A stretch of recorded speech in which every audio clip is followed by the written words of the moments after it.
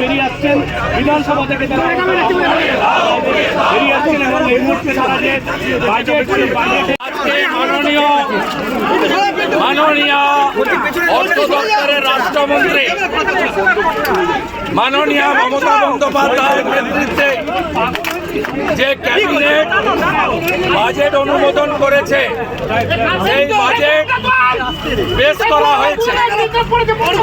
এই বাজেটে এই সরকার যে দেউলিয়া হয়ে গেছে তা ছত্রে ছত্রে প্রমাণিত।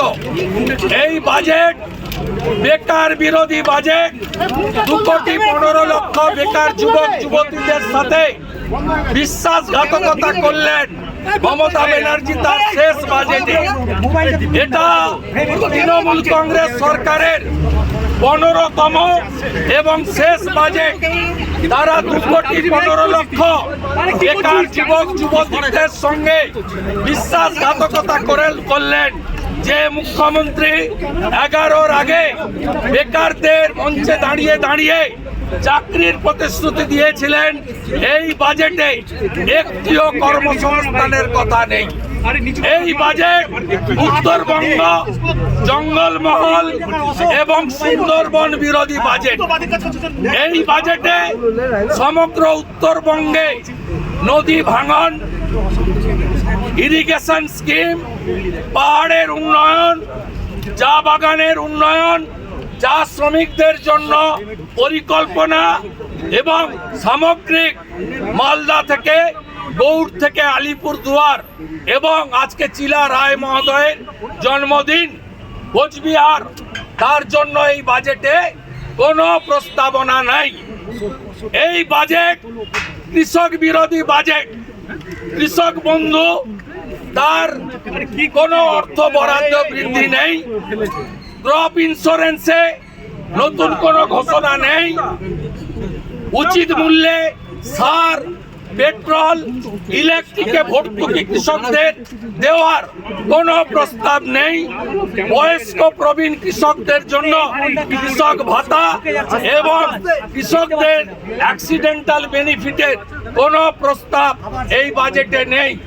এই বাজেট আমাদের পূর্বাঞ্চল, পশ্চিমাঞ্চলের বাঁকুড়া, ঝাড়গ্রাম, পশ্চিম মেদিনীপুর, পুরুলিয়া জেলা, যেখানে মানুষজন ন্যূনতম পানীয় জল পান না, চিকিৎসার সুযোগ পান না, তাদের জন্য কোনো প্রস্তাবনা নেই। আমাদের পাহাড়ের গোর্খা জনজাতি, দামাং, ভুটিয়া, রাই, আমাদের রাজবংশী সমাজ, নমশূদ্র সমাজ, জনজাতি সমাজ, কুর্মী সমাজ, তাদের জন্য কোনো পরিকল্পনা এই বাজেটে রাখা হয়নি। মতুয়াদের জন্য একটা শব্দ বাক্য এই বাজেটে দেওয়া হয়নি। এই বাজেটে স্বাস্থ্য ক্ষেত্রে নতুন কোনো পরিকল্পনার কথা বলা হয়নি। অসত্য বাজেট।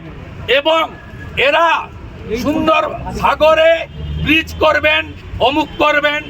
আপনারা জানেন জাতীয় জলপথ, ইনল্যান্ড ওয়াটারওয়েজ, এই জাতীয় জলপথের ক্ষেত্রে কেন্দ্রীয় সরকারের এবং ইনল্যান্ড ওয়াটার অথরিটির, তাদেরই অথরিটি, হোল্ডার ব্রিজ ছাড়া ব্রিজ করা যায় না। তাদের এই বাজেটের যে প্রতিশ্রুতি, 26 সালে নির্বাচনের আগে একটা কাজও কমপ্লিট করতে পারবে না। এমনকি ঘাটাল মাস্টার প্ল্যান, তার 1 ডিসমিল জমি অধিগ্রহণ করা হয়নি। যেখানে জমি অধিগ্রহণ হয়নি সেখানে ঘাটাল মাস্টার প্ল্যানের বরাদ্দ খাতায় কলমে থাকবে, যার নির্বাচনে আরেকবার প্রতিশ্রুতি, গালভরা প্রতিশ্রুতির মধ্যে থাকবে। এই বাজেটে স্বাস্থ্য, শিক্ষা, শিল্প কোথাও কিছু নেই। বাজেটে 6 লক্ষ কোটি টাকা যে ঋণের বোঝা, সেখান থেকে রাজ্য কি করে বেরিয়ে আসবে তার কোনো কথা নেই। বিধায়ক এলাকা উন্নয়ন তহবিলে মাত্র 60 লক্ষ টাকা বরাদ্দ।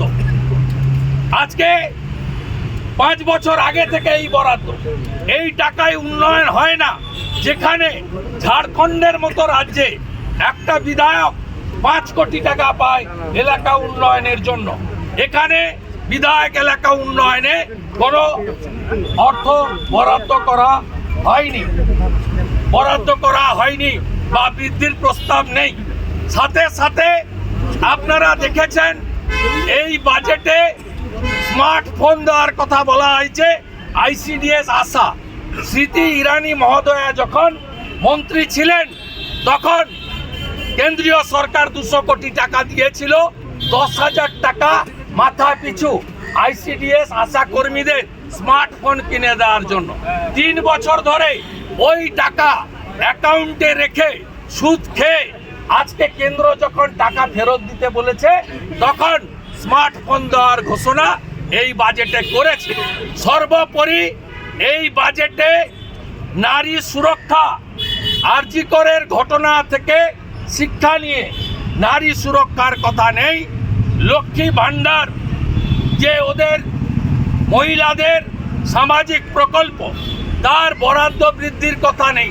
যেখানে উড়িষ্যা সরকার বিজেপি বছরে এককালীন 50,000 টাকা দিচ্ছে, যেখানে মহারাষ্ট্র সরকার এককালীন মাসে 2,000 টাকা দিচ্ছে, হরিয়ানা সরকার মাসে 2100 টাকা দিচ্ছে, দিল্লির বিজেপি সরকার মাসে 2500 টাকা দেবে। সেখানে এই লক্ষ্মীর ভাণ্ডারে কোনো বরাদ্দ বৃদ্ধি করা হয়নি। 1000 টাকার বার্ধক্য ভাতা, বিধবা ভাতা এবং দিব্যাঙ্গ ভাতা, যার 800 টাকা ভারত সরকার দেয়, 200 টাকা রাজ্য সরকার দেয়, তারও বৃদ্ধির কোনো সুপারিশ করা হয়নি। লোকপ্রসার শিল্পীদের জন্য কোনো নতুন বরাদ্দের কথা হয়নি। এবং পরিশেষে আমি যেটা বলে ডক্টর অশোক লাহিড়ী এখানে 2-1টি কথা বলে বাকি দিনই 6:15-তে পার্টির পার্টির অফিস থেকে সল্টলেক থেকে তিনি রাজ্য সভাপতিকে নিয়ে বিস্তারিত প্রেস করবেন। আর আমিও ICCR একটি কর্মসূচি থেকে কেন্দ্রীয় বাজেট রাজ্য বাজেটের উপরে যুব মোর্চা আয়োজিত যে কর্মসূচি সেখানে আমি খানিকটা বলবো। আমার টাইম 5:30, অশোকবাবুর টাইম এবং রাজ্য সভাপতির টাইম 6:15 সল্টলেক কার্যালয়। তা দিল যাতে প্রপারলি পায়।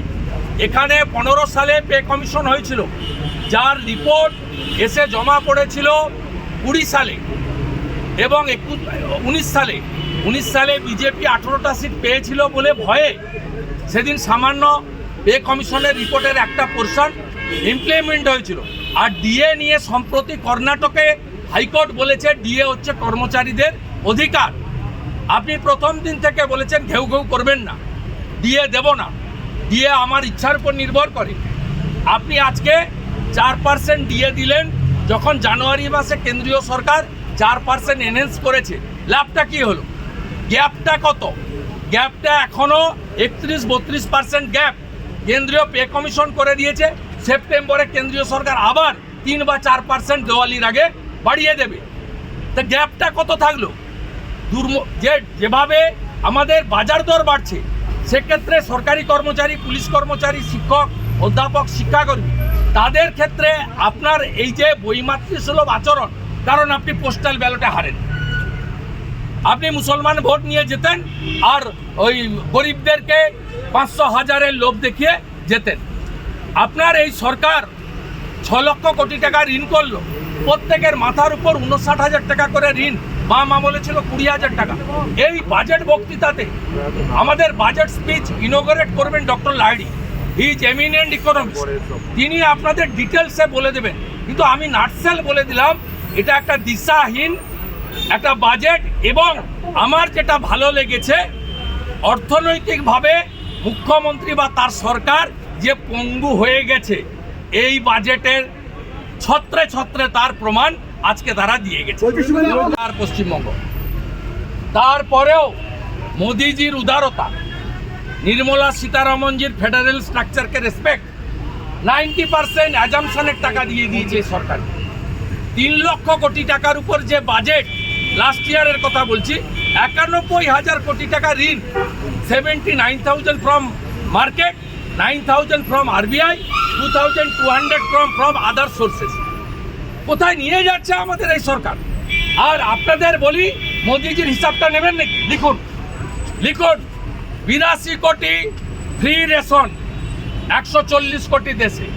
লিখুন লিখুন 60 কোটি লোককে আয়ুষ্মান ভারতের কার্ড, 15 কোটি ফ্যামিলি, 60 কোটি জনসংখ্যা, আয়ুষ্মান ভারতের কার্ড, 82 কোটি প্রধানমন্ত্রী অন্ন সুরক্ষা যোজনা, মাথা পিছু 5 কেজি চাল বা গম ফ্রি, 29 সাল অবধি চলবে। ডিক্লেয়ার। লিখুন 4 কোটি বাড়ি হয়েছে PMAY-তে, আরো 3 কোটি বাড়ি।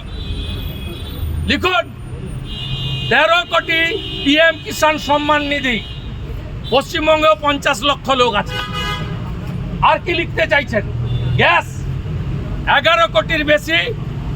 গান্ধী বলে একটা চোরকে বসিয়েছে মিনারেল কর্পোরেশনে, ও আর বাকি যে বীরভূমের চোররা আছে তারা মিলে পাথর তুলবে। 2 কিলোমিটার পাথর আছে, কয়লার কোনো খবর নেই, কয়লার কোনো খবর নেই, নাম লিখে নেবেন আমার।